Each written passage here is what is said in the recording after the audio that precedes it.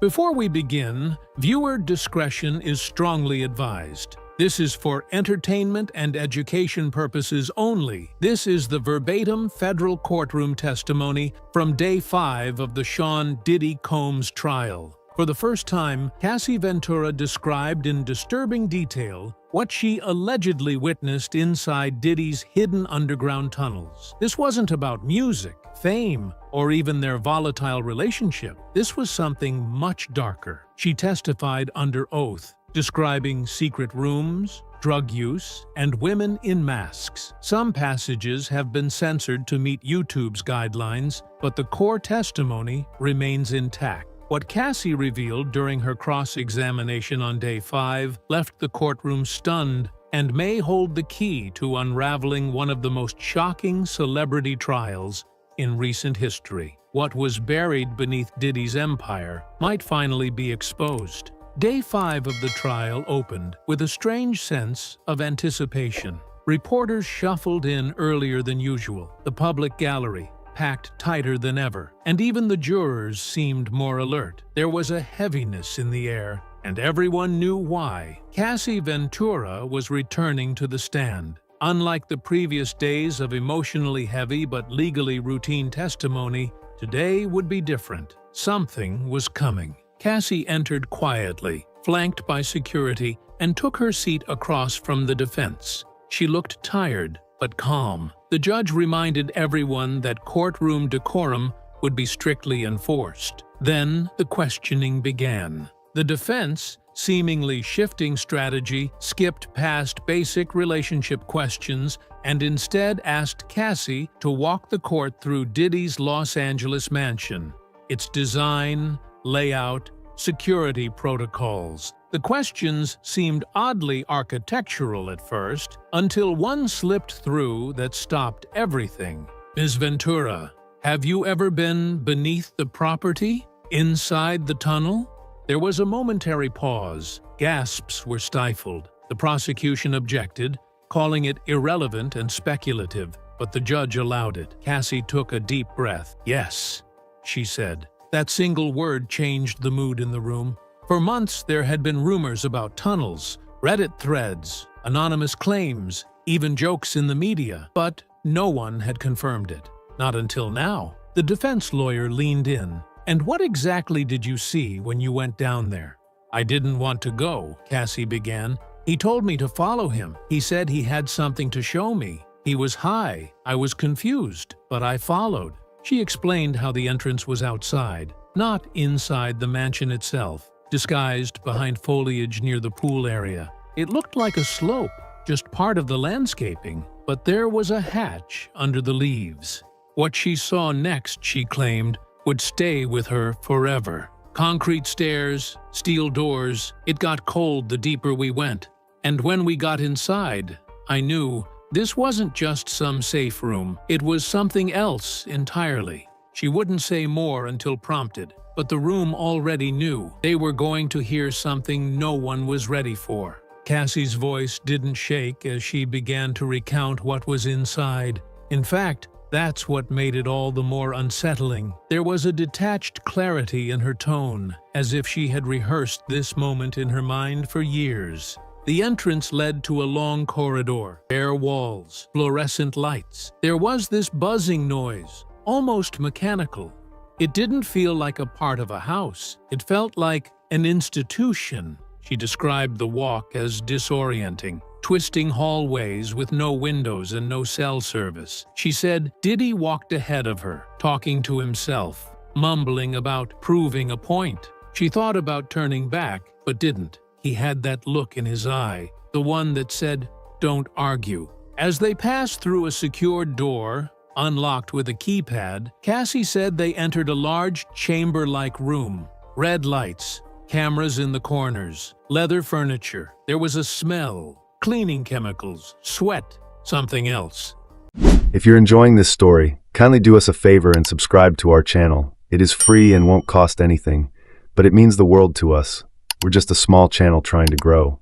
Thank you, and back to the video. The room, she claimed, was not for relaxation or entertainment. It looked like it was made for something else. It was clinical but also perverse. You could feel that bad things had happened there. She pointed out details. Shelves filled with props, masks, ropes, oils, and latex outfits. A rack of clothing that appeared unworn. Mirrors on the ceiling and floor. Soundproof padding on the walls. None of it felt like a fantasy, she said. It felt like control, like it was built for power over someone else. The defense pressed her. Had you ever seen anyone else down there? Cassie hesitated. Yes. She described seeing two women in wigs and masks. One was lying still on a couch, the other sitting near a tripod with a camera mounted. They didn't speak. They didn't move much. He called them performers. I wasn't introduced. When asked how long she stayed, she said, "Not long." I made an excuse. I said I felt sick. Back upstairs, she locked the bedroom door. Hours later, Diddy confronted her. He told me, "You never saw anything. You don't repeat anything. That place is for me, not for you." That was the first and only time she went down there, but she never forgot it. When asked to elaborate on the layout, Cassie gave even more chilling descriptions. It wasn't just one room. There were 3 more I saw. One had no lights at all, just a bench in the middle and chains on the wall. The second had a full-length mirror and a digital panel next to the bed. I didn't know what it was for. The third had nothing but a chair and a box of wires. That's when I told him I wanted to leave. She said Diddy didn't argue. He laughed, told her she wasn't ready, said it was too real for her. But what unnerved her most were the words he whispered before opening the final door. He said, "This is where I bring the ones I own." Cassie described hearing muffled sounds behind one door, like a speaker playing music, but distorted. Then I realized it was voices. She couldn't confirm who was inside. She didn't want to know. She left the tunnel that night, shaking. Her clothes smelled like the place for hours afterward. In court, she admitted she never told anyone. Not friends, not family. Because I didn't want to disappear. That's how it felt. Like if I said something, I'd vanish. Like those girls in the room. The prosecution asked why she chose now. Because it's not just about me anymore. Because he's still doing this. Because if someone else ends up down there and never comes back. She trailed off. The judge asked for a brief recess, but the courtroom didn't move, not a single soul, because what had just been said was more than testimony. It was a warning. When court resumed, the questioning shifted from the physical space beneath the mansion to what occurred above it, but was no less disturbing. The defense tried to reframe Cassie's experiences as consensual by focusing on the now infamous term freak-offs. It was a phrase that had already surfaced in her texts with Diddy, often in playful or coded language. But now the court was about to hear what it really meant. "Can you explain what a freak-off was?" the defense asked. Cassie nodded slightly. It was a planned night. It always involved sex, sometimes with multiple people, sometimes filmed. He would assign roles. There were instructions. Sometimes drugs were mandatory. The jury was shown text messages dating back years. In one exchange, Diddy wrote, "Game starts at 10 p.m. No breaking character until 8 a.m. In another, "Bring candles, grab outfits, I want you in a wig." Cassie clarified that these weren't isolated events. They were recurring, at least twice a month. Some were spontaneous. Others were arranged like business meetings, timed, scheduled, with people brought in by assistants. She admitted she sometimes agreed. But agreeing while drugged is not consent. I was often high. Sometimes I didn't remember what I had done. The prosecution interjected to clarify that these events, which Diddy referred to in writing as sessions, often happened in luxury hotels, sometimes in his private homes. "Did any occur in the tunnel?" the prosecutor asked. Cassie swallowed hard. Yes, she described one event where she was instructed to wear a latex suit and remain silent the entire night. "I was told I'd be punished if I broke character." The guests that night included strangers. He never gave names. I was told to trust him. One message entered into evidence included a chilling line from Diddy. This time, "I want control. No safe word." Cassie testified she didn't always feel in control of her own body. "Afterward, I felt hollow. I wasn't sure who I was anymore." She would later delete videos and photos. Not because of shame, but fear. Fear that if she spoke, something worse would happen. The questioning turned to the role drugs played in these encounters. What substances were commonly used during these events? The prosecution asked. Cassie didn't hesitate. Opiates, MDMA, benzos, weed, but mostly pills I didn't ask for. Sometimes I didn't know what I took until I passed out. She testified that the drugs were often handed to her by Diddy directly, or his staff. He'd say it was something to help me relax, but it made me foggy, slow, compliant. She recalled one night waking up on the floor of his Miami property, covered in sweat, with a camera light still on. "I don't know how I got there. I don't know who was in the room." She told the court that eventually she began to suspect videos were being kept. He'd tell me, "You're mine forever now." At first, I thought it was just words. Then I realized he was documenting things for control. The defense challenged this assertion, asking if she ever saw these videos. Only once, briefly, a clip on his laptop. Me, 2 men. I didn't remember it happening. She said she begged him to delete it. He told me, "I keep everything for leverage." Cassie explained how this control extended beyond the bedroom. If she left the house without checking in, he'd call 50 times. If she didn't answer, he'd threaten to ruin everything. She also suspected he instructed people in his circle to stop dealing drugs to her directly, claiming she was stealing from him. It was like he was cutting off my access to anything outside of him. I was completely dependent. At one point, she claimed, she tried to get help through a luxury rehab disguised as a spa. But he found out. He showed up, told them I was just dramatic. I checked out the next day. The courtroom sat in stunned silence as she admitted to trying multiple times to quit pills on her own. But I couldn't, not with him still in my life. As her testimony stretched into the afternoon, the prosecution opened a new line of questioning. Was she the only one? Cassie shook her head. I wasn't the only woman. Not by a long shot. She testified that during several freak-offs, other women were present. Sometimes escorts, sometimes women she didn't know, sometimes celebrities. They'd arrive by car service, sometimes masked, sometimes crying. I didn't ask questions. I was too scared. She identified Tiffany Red, a former friend, as one of the few people who saw what happened behind closed doors. Tiffany was at my 29th birthday party. She saw things. She told me it wasn't okay. I didn't listen. The court revisited an open letter Tiffany wrote years later, published in Rolling Stone, calling out Diddy's behavior. She tried to speak out. She was silenced. The prosecution pressed further. Did any staff members witness what was going on? Yes, Cassie said. His assistants helped coordinate. They knew when women were arriving. They cleaned up afterward. I don't know how much they knew, but they weren't blind.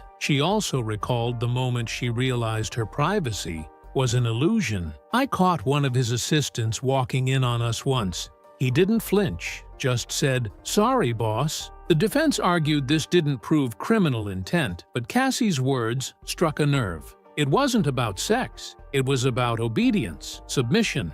He needed to feel untouchable. And when asked why so many stayed silent for so long, her answer was immediate. Because we thought no one would believe us. Because he's Diddy, she paused. But now the truth is out, and I'm not the only one ready to speak.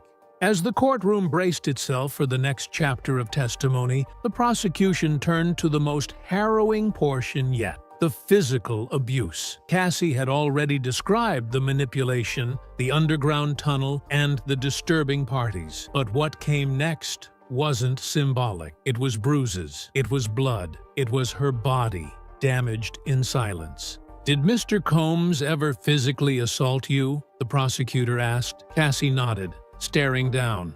"Yes, Many times, she described early signs, grabbing her wrist too hard, pushing her during arguments. He always apologized afterward, promised it would never happen again, but it always did. The court was shown photos of a gash above her eyebrow. Cassie confirmed it was from a night she came home late after a solo dinner. He thought I was cheating. I wasn't. She claimed he was inebriated, paranoid, and aggressive. I was supposed to be packing for a trip, but I was tired. I fell asleep on the couch. I woke up to him screaming. I don't remember much after that, just the pain. She also recalled being kicked in the back after he read a text from another man. The prosecution pressed, "Do you remember who it was?" "Kid Cudi," she said.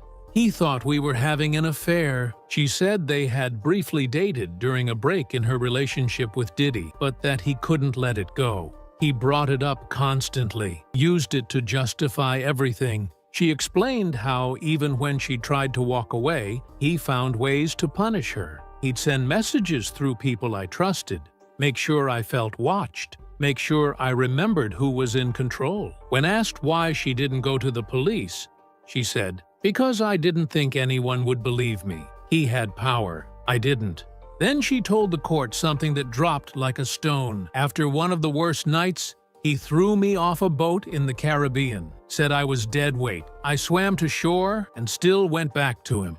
At that moment, one juror was visibly shaken. The judge called for a brief pause, but the damage was done. Cassie had just made it clear that the abuse wasn't symbolic or hidden in shadows. It was physical, it was violent, and it was real. When court resumed, the prosecution carefully guided Cassie into the final and most infamous event, the Intercontinental Hotel incident. This wasn't a rumor. This wasn't online gossip.